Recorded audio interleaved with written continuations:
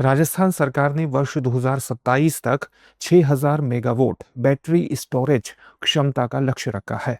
ये लक्ष्य क्यों रखा गया है, इसकी आवश्यकता क्यों है, किस प्रकार से राजस्थान को इसका लाभ होने वाला है, चलिए इस वीडियो के माध्यम से जानते हैं।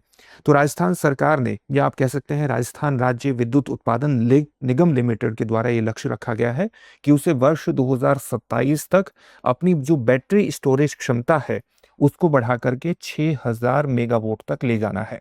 इसके लिए जो तकनीक अपनाई जाएगी वो है बैटरी एनर्जी स्टोरेज सिस्टम।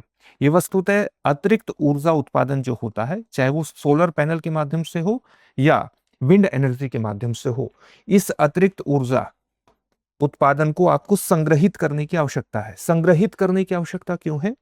क्योंकि जब आप सोलर पैनल लगाते हैं, सौर पैनल के माध्यम से बिजली उत्पादन करते हैं, तो बिजली उत्पादन कुछ खास समय में ज्यादा होता है। वो कौन सा समय होता है? जब धूप की प्राप्ति ज्यादा हो, यानी दिन का समय हो, रात के मौसम में या शाम होने वाले मौसम में या बादल के मौसम में सोलर पैनल के माध्यम से बिजली उत्पादन घट जाता है। तो जब बिजली उत्पादन ज्यादा हो रहा हो और आपके पास ऐसा सिस्टम उपलब्ध हो कि आप इस अतिरिक्त बिजली उत्पादन को संग्रहित कर सकते हो, तो फिर आप उसका पीक आवर में इस्तेमाल कर सकते हैं। और ये किस तरह से संभव होगा? ये संभव होगा बैटरी एनर्जी स्टोरेज सिस्टम से। तो एक प्रकार से अतिरिक्त ऊर्जा को संग्रहित करने का सिस्टम है बैटरी एनर्जी स्टोरेज सिस्टम। और राजस्थान सरकार ने इसीलिए लक्ष्य रखा है कि 2027 तक हमें अपनी बैटरी स्टोरेज क्षमता को बढ़ा करके 6000 मेगावाट कर देना है। राजस्थान सौर ऊर्जा के उत्पादन में तो अग्रणी राज्य है, लेकिन उसकी बैटरी स्टोरेज क्षमता कम होने के कारण वो उस ऊर्जा का पूरी तरह से उपयोग नहीं कर पाता है। इसका एक शॉर्ट टर्म टारगेट भी रखा गया है, और शॉर्ट टर्म टारगेट ये है कि सितंबर 2026 तक ये जो स्टोरेज क्षमता है इसको पहले 1000 मेगावाट तक के लेकर के जाना है, और फिर 2027 तक 6000 मेगावाट का लक्ष्य हासिल करना है। इसके लाभ किस प्रकार से होंगे, इस परियोजना की शुरुआत भी जान लीजिए कि इस परियोजना की शुरुआत जो है वो बीकानेर से होने वाली है, और बाद में जैसलमेर और जो जोधपुर का क्षेत्र है वहां पर भी बैटरी स्टोरेज परियोजनाओं को स्थापित किया जाएगा। शुरुआत होगी बीकानेर से, जैसलमेर और फिर जोधपुर में भी इस प्रकार की परियोजनाओं को विकसित किया जाएगा। अच्छा, इसका किस प्रकार से लाभ होने वाला है, इसका लाभ जानना आपके लिए बहुत इंपॉर्टेंट है। आप ये जानते हैं कि राजस्थान में 325 दिन सूर्य तप, यानी एक प्रकार से धूप, अच्छी धूप खिलती है। 325 दिन अच्छी धूप खिलती है। इसका मतलब है कि सूर्य तप की बेहतर प्राप्ति होती है, यानी सूर्य से आने वाली ऊष्मा की बेहतर प्राप्ति होती है। यानी ये सौर ऊर्जा उत्पादन में इसलिए अग्रणी राज्य बना है। लेकिन स्टोरेज क्षमता कम होने के कारण समस्याएं उत्पन्न होती है। तो अब होगा क्या कि इसका अगर स्टोरेज क्षमता ये डेवलप हो जाएगी तो इसका लाभ किस प्रकार से होने वाला है। एक तो जब पीक आवर होंगे तो हम पीक आवर में भी ऊर्जा की जो सप्लाई है, ऊर्जा की जो आपूर्ति है वो बेहतर तरीके से कर पाएंगे। किस प्रकार से कर पाएंगे? जब आपकी स्टोरेज क्षमता है तो आप जिस समय डिमांड ज्यादा हो तो बिजली ग्रिड तक इस ऊर्जा के प्रवाह को भेज सकते हैं जो आपने संग्रहित की है बैटरी में ऊर्जा। और बिजली ग्रिड में जब आप भेज देंगे तो जब भी डिमांड ज्यादा होगी तो ग्रिड अपनी ट्रांसमिशन लाइंस और वितरण नेटवर्क के जरिए इस बिजली को उपभोक्ताओं तक पहुंचा सकते हैं। तो उपभोक्ताओं को क्या होगा? 24/7 नवीकरणीय ऊर्जा, यानी जो ग्रीन एनर्जी है उसकी प्राप्ति सुनिश्चित करने में मदद मिलेगी। और नवीकरणीय ऊर्जा का जब शेयर इस प्रकार से बढ़ेगा तो जो जीवाश्म ईंधन आधारित, जो कोयला आधारित हमारे विद्युत तापीय संयंत्र हैं, जो हमारे तापीय संयंत्र हैं, उन पर हमारी जो निर्भरता है वो निर्भरता नीचे आएगी। और जब निर्भरता नीचे आएगी तो हमारे कई टारगेट हैं जो पूरा होने की संभावना है, जो कि ग्रीन एनर्जी से जुड़े हुए हैं। टारगेट एक तो हमारा यह है कि हमें वर्ष 2030 तक अपनी गैर जीवाश्म ईंधन आधारित ऊर्जा को कितना बढ़ाना है? 500 मेगावाट तक लेकर के जाना है।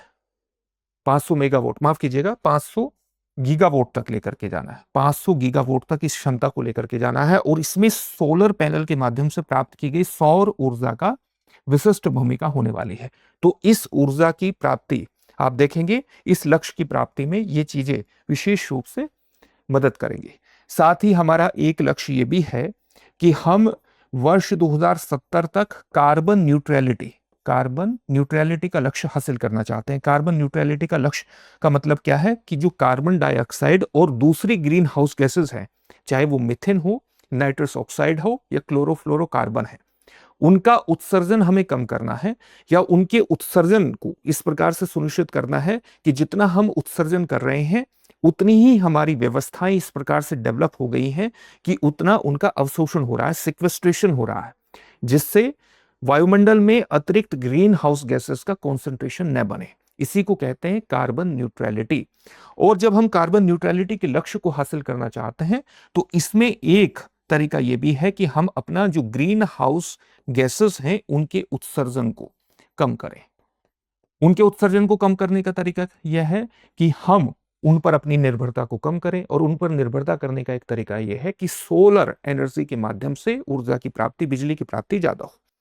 दूसरा तरीका कार्बन न्यूट्रलिटी को हासिल करने का यह भी है कि जो हमारे नेचुरल इस प्रकार के संसाधन हैं जो कार्बन सिंक के लिए जाने जाते हैं, चाहे वो हमारी आर्द्र भूमि हो, महासागर हो, मिट्टी हो, वन हो, उन व्यवस्थाओं को हम खड़ा करने की कोशिश करें। तो ये तरीके हैं कार्बन न्यूट्रलिटी को हासिल करने के। तो इस बैटरी स्टोरेज क्षमता को बढ़ाने से हम अपनी कार्बन न्यूट्रलिटी के लक्ष्य की तरफ भी आगे बढ़ेंगे। तीसरा एक और चीज है जो इस संदर्भ में विशेष रूप से महत्वपूर्ण हो जाती है, और वो ये क्या है, प्रधानमंत्री सूर्य घर मुफ्त बिजली योजना। ये योजना क्या है कि हमें 1 करोड़ घरों को सौर ऊर्जा के माध्यम से क्या करना है, संचालित करना है, सौर ऊर्जा के माध्यम से रोशन करना है। यहां पर भी स्टोरेज जरूरी है। यहां पर भी हम लिथियम आयन बैटरी के माध्यम से अतिरिक्त बिजली को संग्रहित कर सकते हैं, और रात में चाहे वो हाई एनर्जी के कोई भी इक्विपमेंट है, चाहे एसी है या दूसरे उपकरण है, उनको संचालित कर सकते हैं। तो ये जो योजना है ये छोटे स्तर पर भी इस प्रकार से लागू की जा सकती है, यानी पीएम सूर्य घर मुफ्त बिजली योजना के अंतर्गत जब हम रूफटॉप सोलर पैनल लगा रहे हैं तो वहां पर भी लिथियम आयन बैटरी के माध्यम से अतिरिक्त ऊर्जा को संग्रहित कर सकते हैं और पीक आवर में उनका इस्तेमाल कर सकते हैं, चाहे वो एसी को चलाने के अंतर्गत हो या अन्य उपकरणों के इस्तेमाल से संबंधित हो। तो इसके आप एक बड़ा लक्ष्य सरकार का रख लिए ऊपर, और फिर आप देख सकते हैं कि घरेलू स्तर पर भी पीएम सूर्य घर मुफ्त बिजली योजना के माध्यम से घरेलू स्तर पर, बिल्कुल स्थानीय स्तर पर, अपने परिवार के स्तर पर इस योजना को इस प्रकार से लागू किया जा सकता है। और सबका जो व्यापक लक्ष्य यही है कि जो जलवायु परिवर्तन की समस्या है उससे निपटा जाए। इससे जुड़े हुए एक प्रश्न को देखेंगे, लेकिन उससे पहले इस बात को ध्यान में रखिएगा कि अगर आप आरएएस की प्रीलिम्स और मेंस की इकट्ठी तैयारी कर रहे हैं तो आपके लिए सबसे उपयुक्त बैच होगा दृष्टि संस्थान का आरएएस फाउंडेशन बैच। इस बैच में आपको प्रीलिम्स और मेंस की इकट्ठी तैयारी करवाई जाएगी। सबसे मुख्य बात यह है कि आपको ऑफलाइन मोड और ऑनलाइन मोड दोनों में ही उपलब्ध होगा। ऑफलाइन मोड की क्लासेस जयपुर में चलेंगी, और साथ ही जो ऑनलाइन मोड की क्लासेस हैं वो भी जयपुर क्लासरूम से लाइव आपको मिलेंगी। 20 से 22 माह में सारा पाठ्यक्रम कवरेज आपको मिलेगा।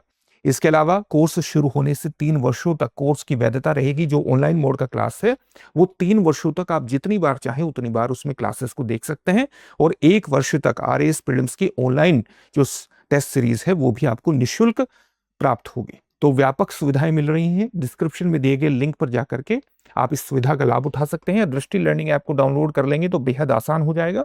किसी भी प्रकार का डाउट हो तो 8750187501 पर कॉल कर दीजिएगा।